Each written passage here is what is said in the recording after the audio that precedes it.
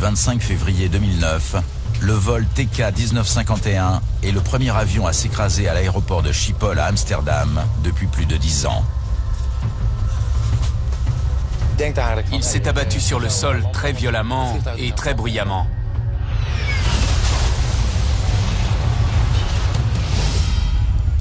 Le 737 est tombé dans un champ boueux au nord de la piste 18 droite. L'accident ayant eu lieu juste à côté de l'aéroport, les secours arrivent rapidement. La plupart des passagers ont survécu, mais beaucoup, grièvement blessés, sont aussitôt conduits vers les hôpitaux les plus proches. Les images du drame font rapidement le tour de la planète. Il faut dire que c'est le 3e accident en seulement 6 semaines et sa soudaineté ne fait qu'épaissir le mystère qui l'entoure.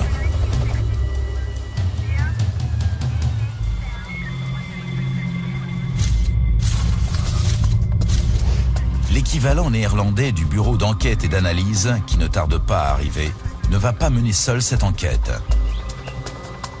Comme l'avion est de fabrication américaine, le NTSB, le BEA américain, envoie à Amsterdam un de ses enquêteurs les plus expérimentés, Joseph Sedor. Quand un avion qui n'est pas immatriculé aux États-Unis s'écrase à l'étranger, comme celui de Turkish Airlines, les États-Unis restent quand même le pays où ont été conçus et construits la cellule, et dans ce cas les moteurs. Fuselage en 3 gros tronçons, réacteur en avant de l'épave. Le Boeing 737-800, un des avions les plus sophistiqués, a été conçu pour des distances plus longues et des altitudes plus élevées que les 737 des versions antérieures. Les 737 de nouvelle génération restent les meilleurs avions jamais construits. Ils sont équipés d'une aile améliorée, d'une avionique plus performante et de systèmes simplifiés réduisant la maintenance. L'appareil qui vient de s'écraser n'est rien moins que l'avion de ligne le plus vendu dans le monde. Découvrir la raison de cet accident est impératif. Plus de 5000 Boeing 737 transportant environ 1,5 million de passagers quotidiennement, il faut rapidement déterminer s'ils souffrent d'un défaut susceptible de provoquer un autre drame. Le vol TK-1951 assurait la liaison entre Istanbul en Turquie et Amsterdam aux Pays-Bas. Et il y avait ce matin-là 128 passagers à bord, dont 4 ingénieurs de Boeing. Mesdames et messieurs, nous commençons notre descente vers Amsterdam Schiphol. Veuillez redresser votre siège et la tablette devant vous. Dans le poste de pilotage, rien n'a indiqué le moindre problème. Le crash a fait 9 morts, dont 3 employés de l'avionneur et les hommes présents dans le poste de pilotage. On a des photos aériennes du site? Cet accident présente des similitudes inquiétantes avec celui du vol 38 de British Airways. Un an plus tôt, un 777 qui se posait à Heathrow avait subi une extinction de tous ses moteurs. L'appareil s'était écrasé juste avant la piste. Les pilotes avaient indiqué que les 2 réacteurs avaient cessé de fournir de la puissance juste avant l'atterrissage. Et au moment du drame de Schiphol, la raison de ce premier accident n'avait toujours pas été établie. Comme pour cette première affaire, les enquêteurs disposent de nombreux indices. L'avion et ses moteurs sont peu abîmés. Les enregistreurs de bord sont en bon état. Et il y a de nombreux survivants en mesure de décrire ce qui est arrivé. D'après eux, l'atterrissage se déroulait normalement quand l'avion a brutalement chuté avant de percuter le sol.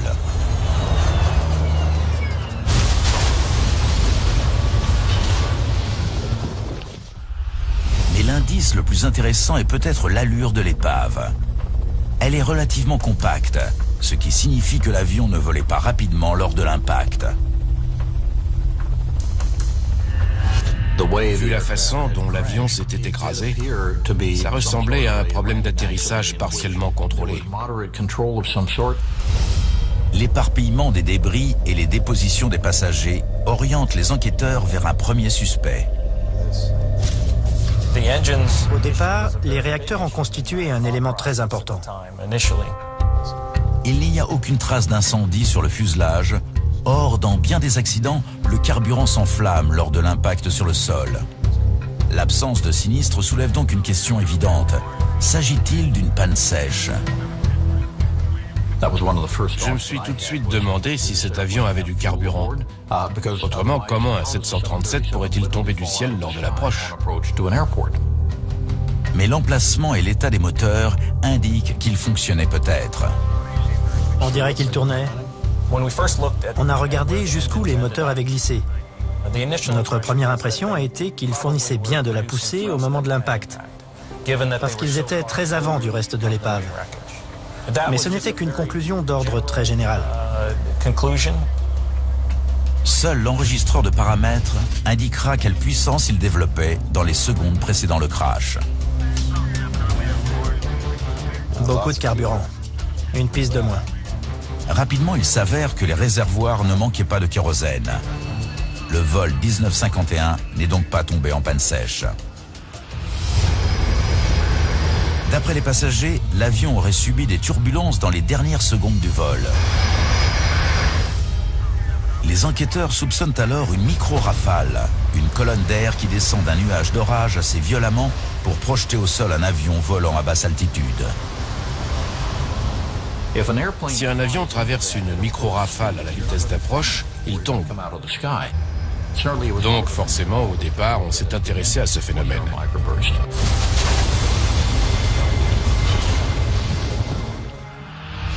En 1985, un vol de Delta Airlines en avait été victime en atterrissant à Dallas, au Texas. L'avion avait heurté le sol juste avant la piste et 137 personnes avaient trouvé la mort. Les enquêteurs apprennent justement qu'il y avait de gros nuages au-dessus d'Amsterdam. Une violente bourrasque a donc très bien pu souffler. L'enregistreur de paramètres aura consigné la vitesse du vent à l'extérieur de l'avion. Et les enquêteurs devront analyser les données pour vérifier la thèse de la micro-rafale. En attendant, l'opération de sauvetage conduit à une découverte surprenante. Il y avait 3 pilotes dans le cockpit, ce qui est inhabituel puisqu'il n'y en a que 2 normalement. Pourquoi y en avait-il un 3e ? Aucun de ces 3 hommes n'ayant survécu, il est d'autant plus urgent de récupérer les données de l'enregistreur phonique, l'appareil qui enregistre en boucle l'environnement acoustique du poste de pilotage.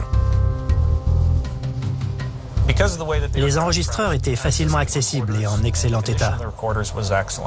Et la présence du 3e pilote s'explique aussitôt. Route d'arrivée standard. Visibilité 3500 mètres, pouvant se réduire à 2500 mètres. L'officier pilote de ligne Mourad Césaire, qui venait d'être embauché, découvrait les subtilités de l'atterrissage à Amsterdam. Dans les cartes Jeppesen qu'on utilise pour arriver à Schiphol ou en partir, il y a 102 pages rien que sur cet aéroport où il y a des dizaines d'approches.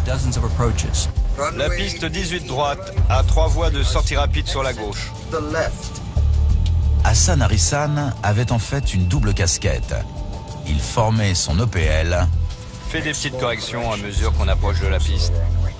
Et il était commandant de bord. C'est parce qu'il faisait de la formation qu'il y avait un 3e homme. En tant que pilote de sécurité, Olgay Ozgur devait garder un œil sur le déroulement du vol. Cet observateur s'assure que le commandant de bord et l'OPL, l'officier pilote de ligne, n'oublient rien lorsqu'ils sont dans une phase du vol consacrée à la formation. C'est audible ? L'enregistreur phonique révèle que l'équipage a commencé à préparer l'atterrissage lorsqu'il était encore au-dessus de 8500 pieds. Amsterdam, Turkish 1951, descendons à 7000, vitesse 250. Mais l'enregistreur a aussi capté une alarme qui ne s'explique pas à ce moment du vol. Un des enquêteurs de Boeing, qui était à la fois pilote et ingénieur, nous a aidé à exploiter l'enregistreur phonique. Il a écouté la bande pour repérer des sons inhabituels ou anormaux. Vitesse OK pour ILS 18 droite. Descendons à 4000, ILS 18 droite. L'alarme du système d'avertissement de configuration du train d'atterrissage continue de sonner. Mais le commandant persiste à l'ignorer. Turkish 1951, descendons à 4000, ILS 18 droite. C'est l'alarme de train. L'alarme de train à 8300 pieds? C'est un indice important. Mais les enquêteurs se demandent quelle signification lui donner. L'alarme a signalé au pilote qu'il fallait sortir le train d'atterrissage, alors que l'avion était encore à plusieurs milliers de pieds d'altitude. À la première écoute, on a entendu l'alarme de train. L'avion était encore en phase d'approche. Il était à 10 000 pieds et il descendait. Ensuite, les enquêteurs s'intéressent à l'enregistreur de paramètres.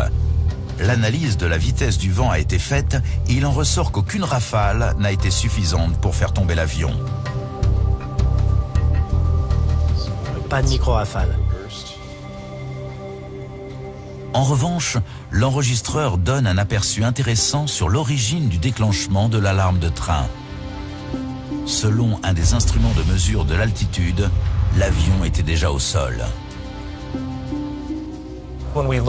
En examinant les données du radioaltimètre, on a vu qu'il était passé instantanément de 8000 pieds à -8. -8, ça signifie que l'avion est au sol, sauf qu'il était encore en altitude.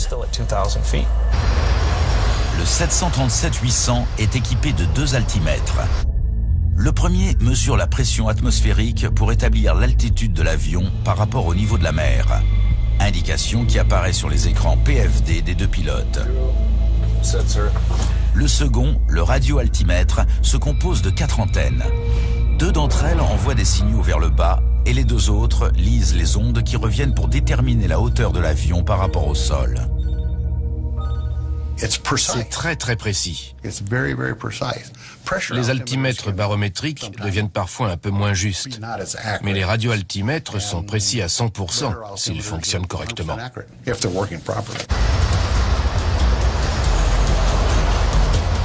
Une des antennes transmet ces données au PFD de l'OPL, l'autre aux instruments du commandant. Et à bord de l'avion de Turkish Airlines, ceux-ci ont affiché des données fausses pendant l'essentiel du vol. L'enregistreur phonique livre un autre élément déconcertant. Amsterdam, Turkish 1951, descendons à 7000, vitesse 250.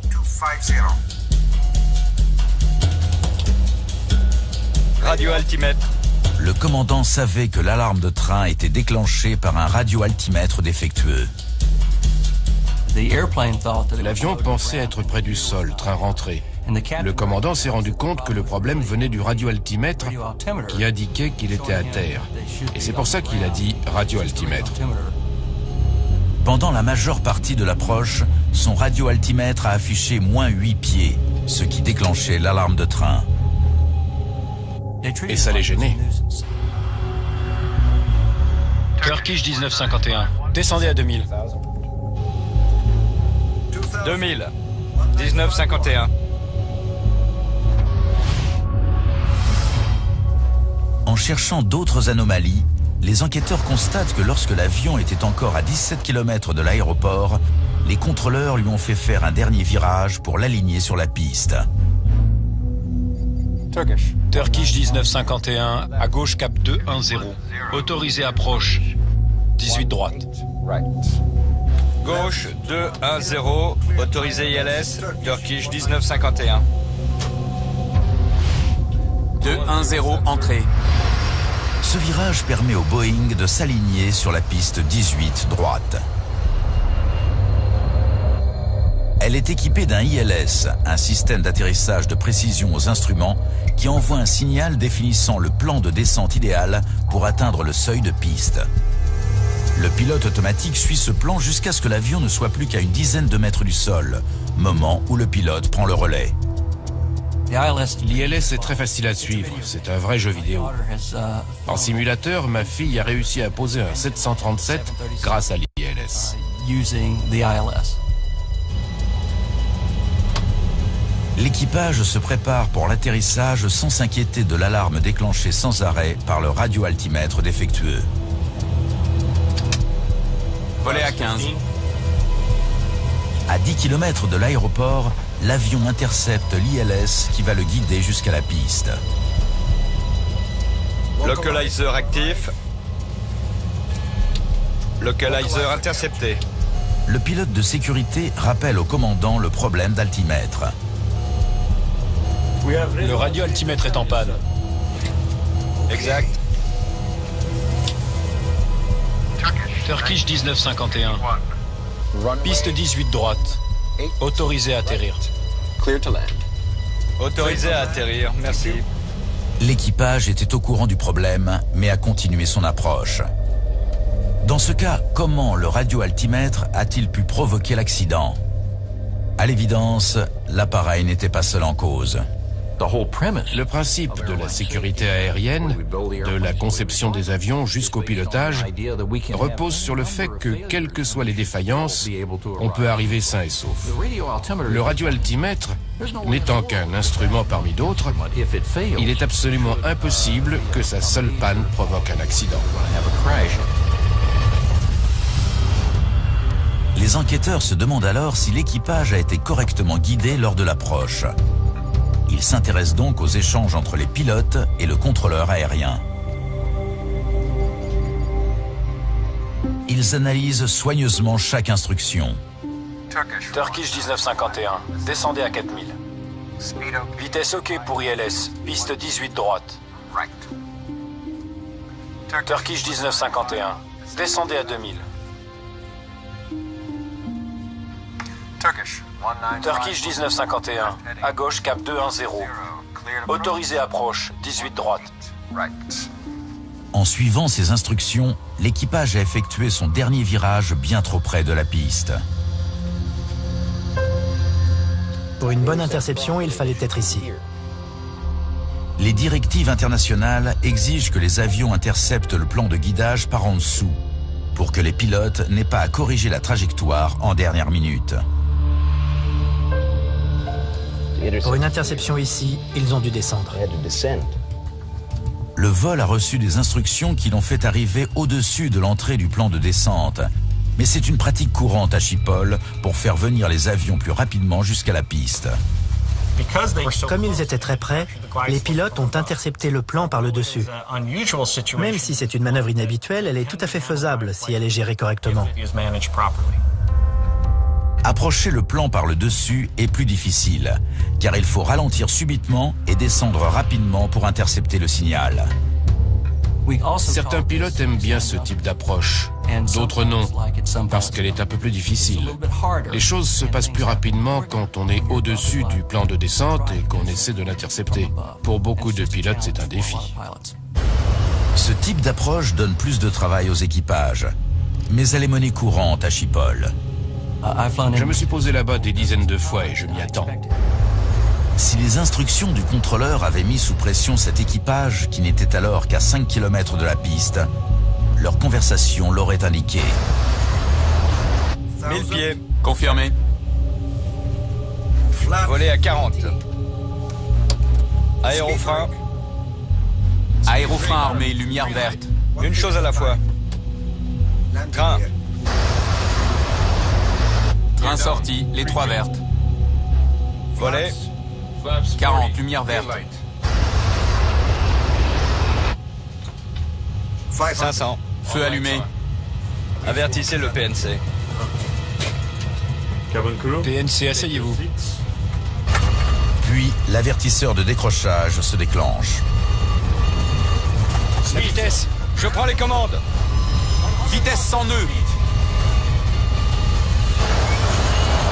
Le commandant tente de récupérer la situation, mais à seulement 400 pieds au-dessus du sol et à 1500 mètres de la piste, le 737 chute soudainement.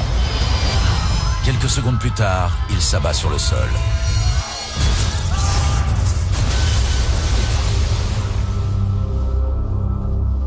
1951 ? L'enregistrement jette une lumière nouvelle sur les dernières minutes du vol. L'équipage s'est préparé à atterrir bien trop tardivement. Volet. 40 lumières vertes. La plupart des compagnies aériennes exigent que tous les checklists aient été passés en revue avant que l'avion passe sous la barre des 1000 pieds. En condition de vol aux instruments, tout doit être fait avant le passage des 1000 pieds. L'avion doit être configuré et ralenti, la checklist avant atterrissage doit être finie et l'équipage doit avoir l'autorisation d'atterrir. En dessous de 1000 pieds, on surveille les instruments et on cherche la piste. Avertissez le PNC. Mais cet équipage était encore en train de passer la checklist en revue quand le problème s'est manifesté à 460 pieds du sol. L'approche n'était pas stabilisée. Et du coup, l'équipage a eu énormément de travail au moment de passer sous les 1000 pieds. Le radioaltimètre fonctionnait mal. Une alarme sonnait. L'approche était difficile et l'équipage était en retard sur une checklist. Mais tout ça n'explique toujours pas pourquoi le 737 s'est écrasé. On ne peut pas entrer dans la tête des pilotes. Et c'est pour ça que c'est un type d'accident très dur à résoudre. L'enregistreur de paramètres fournit cependant un indice intéressant. Quelques instants avant le drame, les réacteurs de l'avion étaient au ralenti et ne fournissaient donc presque aucune poussée. S'agit-il d'une réédition de l'accident d'Heathrow? Il est intéressant de noter que les moteurs sont restés sur ralenti pendant presque 2 minutes, à la toute fin du vol, avant que la poussée soit à nouveau augmentée. Pour nous, c'était un avertissement de taille. La question était de savoir pourquoi ça avait été le cas. Mais quelque chose distingue cet accident de celui d'Heathrow. Mode arrondi? Pour une raison inconnue, alors que l'avion était encore à plus de 1000 pieds, le calculateur de vol s'est préparé pour l'atterrissage. En mode arrondi, la puissance des moteurs est réduite au ralenti par le calculateur et le nez de l'avion se redresse automatiquement. Or, un avion ne doit se retrouver dans cette configuration que juste avant le toucher de roue. Le pilote automatique relève le nez de l'avion pour interrompre la descente. L'automanette passe sur ralenti et on se pose soit au ralenti, soit avec un peu de poussée. Mais l'avion s'est retrouvé dans cette configuration bien avant l'atterrissage, ce qui l'a conduit à voler de plus en plus lentement pendant la descente. Pourquoi était-il en mode atterrissage? Pourquoi aucun des 3 pilotes n'a-t-il remarqué la vitesse réduite à laquelle il volait?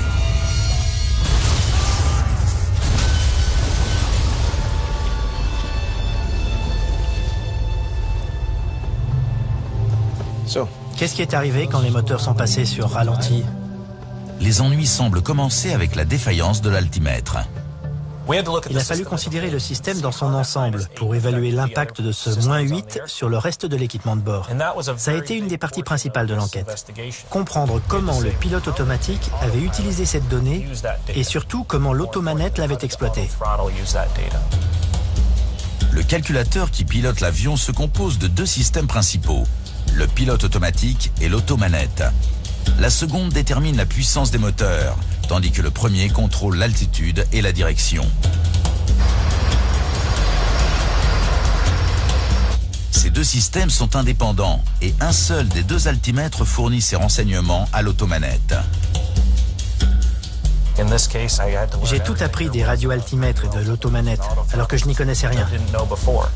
C'est alors que les enquêteurs établissent un lien entre le radioaltimètre défectueux et la puissance moteur. C'est le radioaltimètre qui fournit les renseignements à l'automanette côté commandant.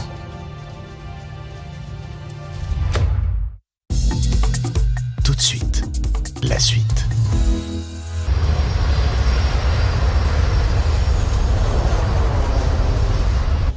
L'altimètre relié à l'automanette, celui du commandant, affichait des données erronées. Il a indiqué -8 pieds pendant la majeure partie de l'approche. Comme il semble que cet appareil défectueux ait bien provoqué l'enchaînement d'événements qui ont conduit au drame, il faut comprendre ce qui lui est arrivé. Sur le 737, les antennes émettrices et réceptrices des 2 radioaltimètres sont alignées sous le fuselage. 3 des 4 antennes ont été entièrement détruites lors de l'accident et il est impossible de les tester. Mais la dernière, celle justement qui alimentait le côté commandant, est intacte. Les enquêteurs envisagent 2 possibilités: la défaillance d'un composant ou une interférence ayant provoqué une lecture erronée. Or, la seule antenne à avoir résisté fonctionne correctement.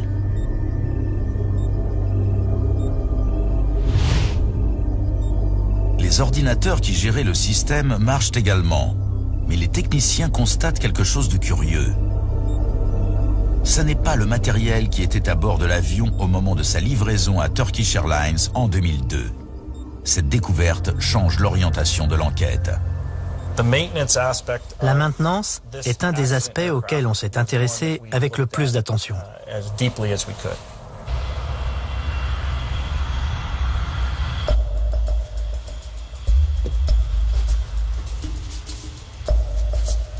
Le livret d'entretien du 737 révèle que le radioaltimètre avait provoqué des problèmes à répétition. On a reçu des données supplémentaires de la part de Turkish Airlines qui montraient qu'avec cet appareil, sur plus d'1 millier de vols, 150 avaient pâti d'un problème de radioaltimètre. Ces documents indiquent qu'un peu plus d'1 an avant le drame, les 2 ordinateurs avaient été remplacés, des pilotes ayant signalé qu'ils affichaient des données erronées. Le radioaltimètre avait notamment une fois indiqué -8 pieds. Cela indiquait qu'il y avait un problème à ce niveau et qu'il ne concernait pas que ce vol. Les lectures erronées avaient persisté, alors que les mécaniciens avaient à plusieurs reprises interverti les ordinateurs et changé les antennes. La compagnie aérienne avait donc essayé plusieurs méthodes pour remédier au problème d'altimètre, mais sans succès.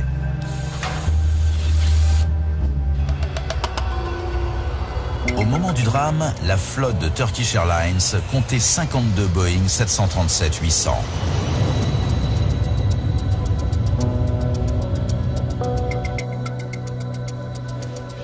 Page 93. Les problèmes de radioaltimètre revenaient dans le livret d'entretien de l'avion accidenté, mais aussi dans celui des autres appareils de la flotte. Au cours des 12 mois précédant le drame, la compagnie avait enregistré pas moins de 235 anomalies sur des radioaltimètres de ces 737. Les mécaniciens avaient procédé à la réparation et au remplacement des antennes, au nettoyage des systèmes, à l'interversion et au changement des ordinateurs et à l'installation de joints de protection en cas de fuites éventuelles.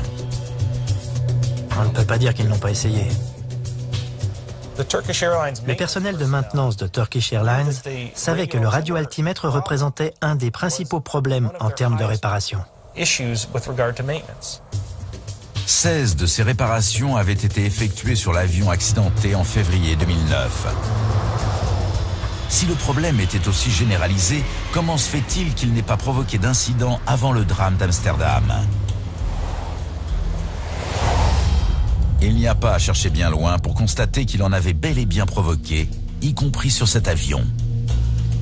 Lors de 2 vols récents, il a eu le même problème. 2 fois, au cours des 48 heures qui avaient précédé le crash, les radioaltimètres avaient affiché un chiffre négatif qui avait fait basculer l'avion en mode arrondi. Les 2 fois, l'équipage constatant le problème avait désengagé l'automanette pour atterrir en urgence en manuel.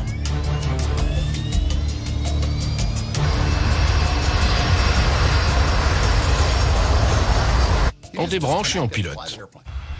Dans les mois qui suivent l'accident, d'autres transporteurs signalent avoir eu les mêmes problèmes. En Australie, aux Pays-Bas, au Canada, en Autriche, des pilotes expliquent que leur 737 passait en mode arrondi lorsque le radioaltimètre de gauche affichait une lecture erronée. Chaque équipage a réagi de la même façon, en désengageant l'automanette et en remettant les gaz manuellement. Et tous se sont posés sans problème. Des choses tombent en panne à bord et généralement on est en mesure de savoir quoi et de s'arranger pour que ça ne menace pas l'atterrissage. En 2008, Boeing avait reçu pas moins de 2569 réclamations concernant des radioaltimètres défectueux équipant ses tout derniers 737. Mais l'anomalie n'avait qu'exceptionnellement conduit à un passage en mode arrondi. Presque jamais. L'avionneur avait été incapable d'identifier l'origine de la défaillance et avait conclu qu'elle ne représentait pas une menace pour la sécurité, car le 737 émettait suffisamment d'alertes permettant à l'équipage d'intervenir et de se poser. Effectivement, à chaque fois qu'un radioaltimètre avait mal fonctionné, l'équipage avait repris le contrôle de la situation. Le vol 1951 semble être la triste exception à cette règle. Et les enquêteurs ignorent toujours pourquoi. On s'est demandé ce qui s'était passé. Et c'est là qu'on a étudié plus en détail les actions de l'équipage au moment de l'approche finale, c'est-à-dire en dessous de 1000 pieds. En analysant une nouvelle fois les dernières minutes du vol, les enquêteurs comprennent enfin les tenants et les aboutissants du drame. Ils décèlent un enchaînement d'événements qui se sont ligués contre cet avion. Que se passait-il quand l'avion est passé en mode arrondi? L'avion est passé en mode atterrissage et a réduit les gaz au pire moment, celui auquel l'équipage descendait pour intercepter le plan. Ça a masqué ce qui se passait. Au moment où les pilotes configurent l'avion pour intercepter le plan, ils s'attendent à ce que le 737 ralentisse, puisque ça fait partie de la manœuvre. Sauf que s'il décélère, c'est parce que le calculateur est passé en mode atterrissage.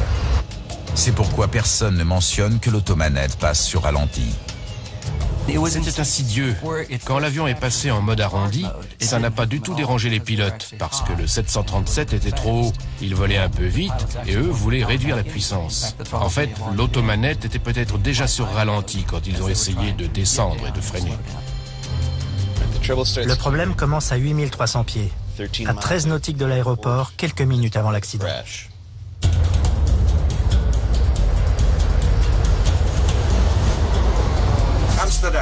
Amsterdam, Turkish 1951, descendons à 7000, vitesse 250.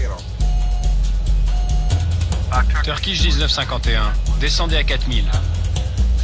Vitesse OK pour ILS, 18 droite. Radio-altimètre.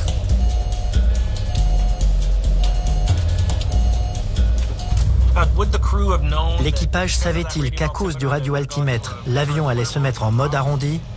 Non. Même si le problème était récurrent, l'équipage ignorait le risque qu'il représentait.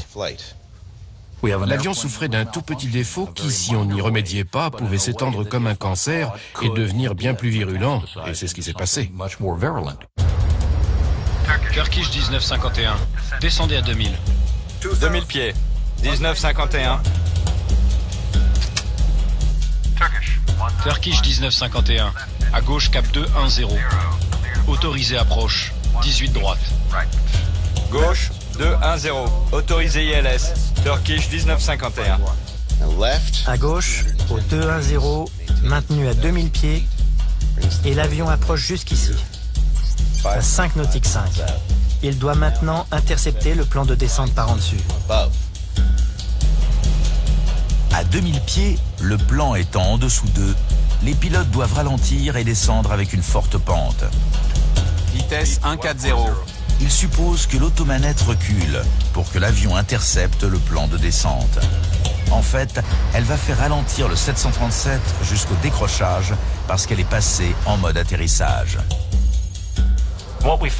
Pendant que les pilotes passaient en revue la checklist avant atterrissage, chacun d'eux s'occupait de quelque chose, alors qu'ils auraient dû surveiller la vitesse air. Pendant les 100 secondes qui suivent, personne ne remarque ce qui se passe, jusqu'à ce qu'il soit trop tard. Altitude 1000 pieds. Confirmé. Voler à 40. Vitesse sélectée. The experienced pilot le pilote chevronné se rend compte que son EPL est un peu en retard sur l'approche.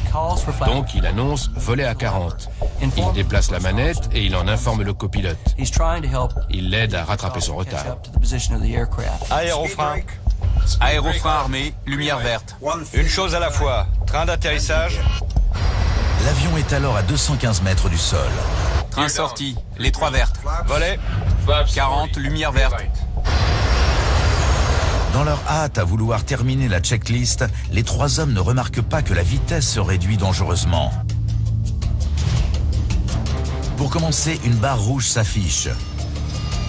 Puis, la vitesse continuant de diminuer, le contour de la fenêtre se met à clignoter pour attirer l'attention. Mais à ce stade, personne ne remarque rien. PNC prêt. L'avion est à 180 mètres. Le changement de couleur de l'affichage signale aux pilotes qu'ils approchent des limites de l'avion. Altitude d'approche interrompue entrée. 500. Toutes les indications sont sous le nez des pilotes et elles montrent que l'avion ralentit. Mais eux continuent de passer en revue la checklist. L'avion, lui, s'approche du sol. Il en est à 150 mètres. Juste avant que le manche ne se mette à vibrer, le commandant dit au pilote de sécurité « Avertissez le PNC. PNC, asseyez-vous. La vitesse, commandant. Je prends les commandes. Quand les gaz sont remis à pleine puissance, c'est trop tard. L'avion est trop bas pour avoir le temps de remonter. Et voilà, c'est trop tard pour sauver l'avion.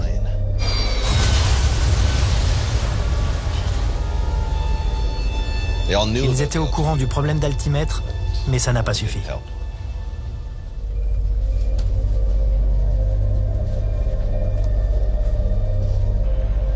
Boeing non plus n'avait pas anticipé les effets dévastateurs que ce défaut pouvait occasionner. Et le 25 février 2009, il a déclenché une cascade d'événements qui ont coûté la vie à 9 personnes.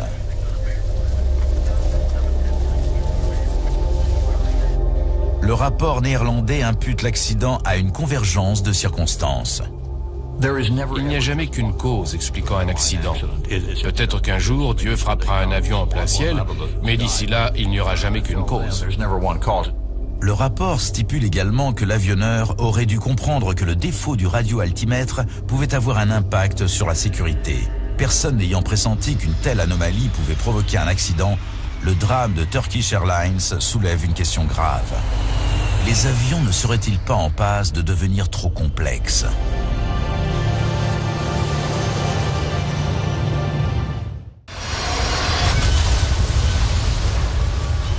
Les enquêteurs concluent que le vol 1951 s'est écrasé parce que l'équipage a mal évalué les conséquences des alertes reçues.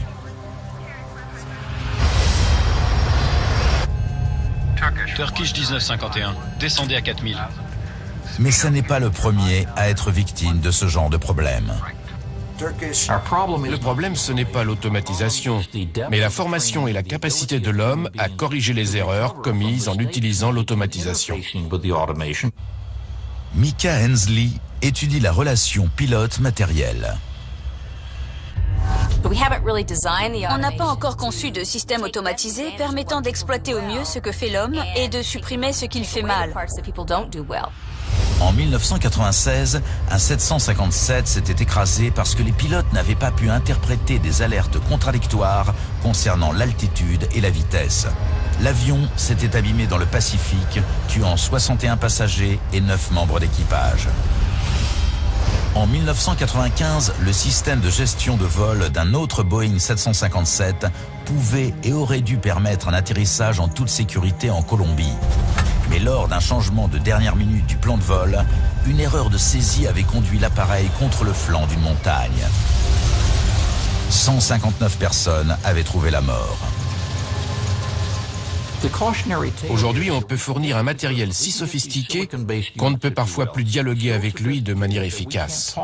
Et s'il a un problème ou s'il est mal programmé, les pilotes mettent leur vie et celle de leurs passagers en danger en essayant de le régler. La NASA travaille sur un poste de pilotage intelligent dont le but est d'aider l'homme à mieux utiliser la technologie qui l'entoure.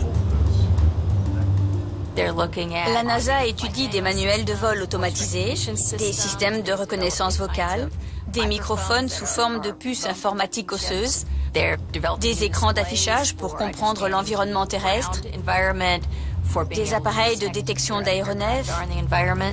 Selon certains chercheurs, la meilleure technologie ne doit pas supplanter mais aider les pilotes.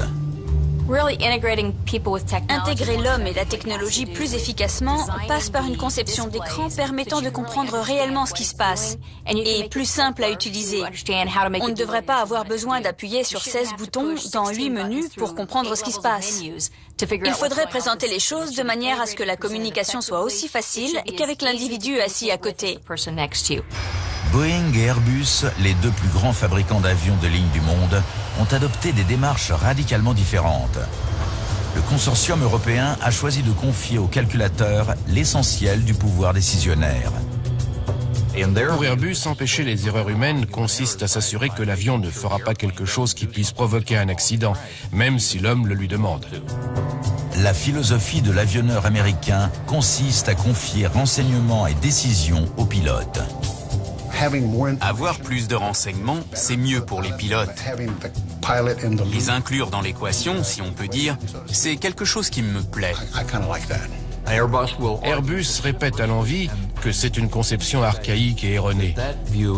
Mais je crois que le débat reste ouvert. Le rapport impute en partie la tragédie de Turkish Airlines à une défaillance technologique. Les données erronées du radioaltimètre ont fait passer l'automanette dans un mode indésirable, ce qui n'est évidemment pas souhaitable. La cause de la défaillance du radioaltimètre n'a jamais été déterminée et Boeing a été sommé d'améliorer sa fiabilité. On a appris beaucoup de choses sur le radioaltimètre et sur les effets qu'il exerce sur l'automanette.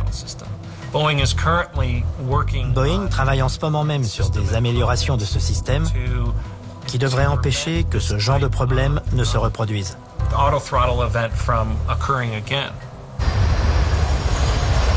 Mais le rapport incrimine aussi les pilotes qui n'ont pas remarqué que la vitesse baissait dangereusement. Ils étaient pourtant 3 à bord. Oubliez que vous avez une automanette. Vérifiez votre vitesse et votre altitude, regardez par la fenêtre s'il le faut. Mais la vitesse est un des éléments clés de la préservation de l'intégrité d'un avion. Et il faut la connaître en permanence. Mais pour Micah Hensley, l'incapacité à surveiller les instruments tient peut-être plus à la machine qu'à l'homme. Les gens ont beaucoup de mal à surveiller un système automatisé. L'être humain n'est vraiment pas doué pour la surveillance. Il est très talentueux pour prendre des décisions en un clin d'œil et pour trouver des solutions créatives à des problèmes. Mais la surveillance répétitive, ça n'est pas son fort. Donc, il faut concevoir des systèmes automatisés qui incluent les gens de manière à ce qu'ils soient plus actifs, plus sollicités sur le plan intellectuel. Il ne faut pas qu'ils aient juste à se demander si tel système fait ce qu'on attend de lui. Qui est l'ordinateur par excellence? Le pilote qui peut se dire « Je ne sais pas ce que ce truc fait, mais je dois l'empêcher de piloter ». Piloter votre avion, c'est sûrement la chose la plus intelligente à enseigner. Commencez par ça, sinon tout le reste ne servira à rien. Et ces hommes l'ont oublié.